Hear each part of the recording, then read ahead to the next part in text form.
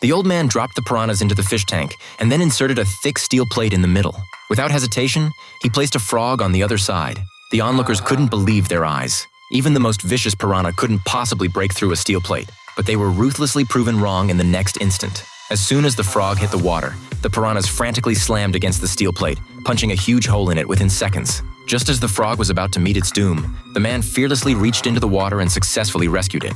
Looking at the shattered steel plate, a chill ran down the old man's spine. These piranhas had gone extinct 2 million years ago.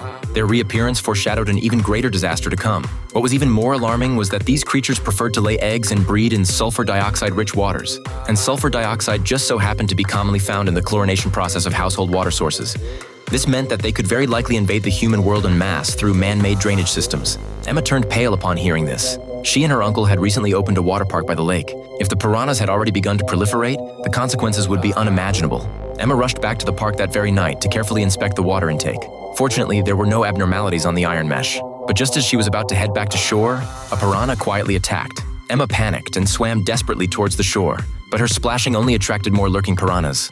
At the critical moment, her companions arrived just in time, and she narrowly escaped death. Back home, as Emma lay alone in the bathtub after cleaning her wounds, she pondered how to deal with this catastrophe. Suddenly, a miniature piranha quietly emerged from the faucet. In the blink of an eye, thousands upon thousands of monsters gushed out like a flood. By the time Emma noticed something was wrong, it was already too late. Fortunately, it was just a nightmare. But this dream made her realize she couldn't delay any longer. Emma immediately rushed to the water park and found her uncle to inform him of the situation.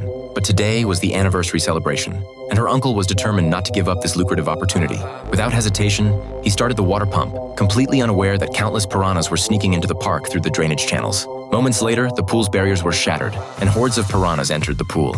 A bloody massacre began to unfold.